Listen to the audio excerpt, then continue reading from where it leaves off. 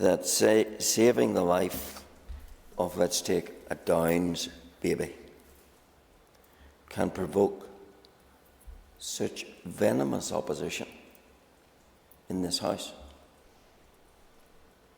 That, to me, is shocking almost beyond words.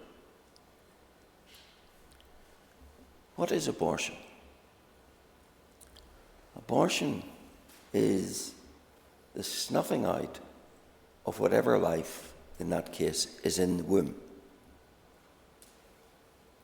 Abortion law is about determining the circumstances in which life in the womb can be brought to an end.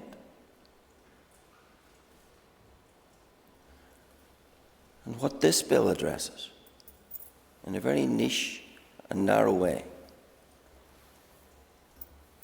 is whether or not it is right for the state to validate death in the womb to those who have born or are likely to be born with significant disability.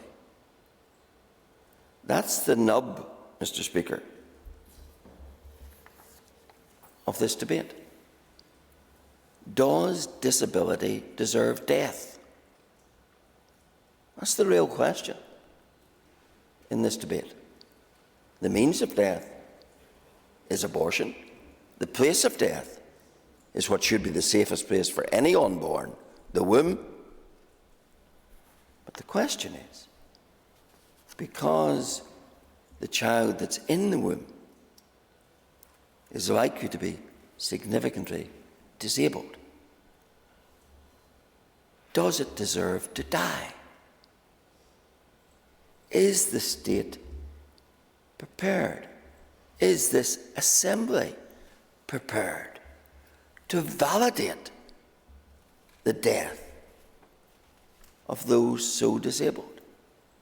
You can dress this up about rights, and I've heard no talk about rights of the unborn. You can dress this up as much as you like about rights, but that is the abiding question.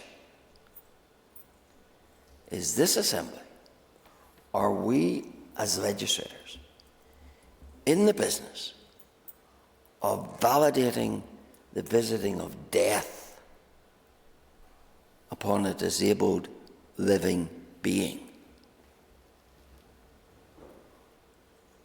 That's why this bill is necessary, because our current law does validate the visiting of death upon a living being in the womb because it is disabled. I say we can dress it up as much as we like, but that is what it comes down to. Severe impairment. I've heard talk. It's not defined, and yes, Clause 7 of the regulations does define it to an extent. If the child were born, would it suffer from such physical or mental impairment to be seriously disabled? Well, the Royal College of Obstetricians and Gynecologists has given a definition of severe impairment. It said this: severe impairments are wide-ranging and can include chromosomal anomalies, congenital anomalies, anomalies related to the nervous system, and combinations of these complex impairments.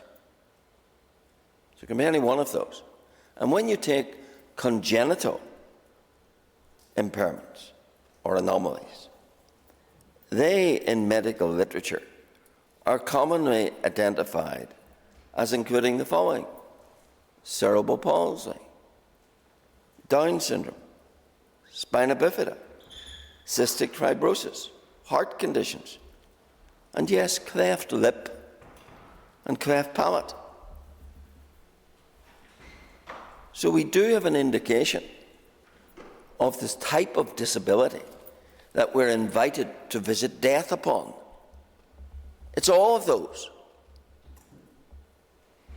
And those who vote to stop this bill are signalling for themselves and those they say they represent that they're on side with visiting death upon a living being in the womb because it suffers from disability. I trust this House has not got to the point where that is what we are prepared to endorse. It really is beyond shocking to me that that is the advocacy that we've heard in this House today. An advocacy then fenced around with double-speak and prevarication. Sinn Féin, let's take Sinn Féin. Michelle O'Neill told us they believe in an all-Ireland policy. 2nd of June 2020. Their spokesman on that occasion, Emma Sheeran, very clearly put it on the record in this House. Sinn Féin does not believe that a non-fatal fetal disability is an appropriate condition for an appropriate criterion for an abortion. Well, if that is so, then why would there be any hesitation about this bill? But we will see whether there is or not. Mr. Speaker, I'm going to be deliberately brief because I've made my point. And the point's a very clear one. Is this House on the side of visiting death because of disability? Not just to disability, but because of disability. That's the nub of the question. I thank the member for that contribution, and I call Trevor Lunn. Yes, thank you very much, Mr. Speaker. This is certainly a difficult issue for the Assembly. It's for every member, including myself. And in my time with Alliance, it was a conscience issue, and I still see it that way.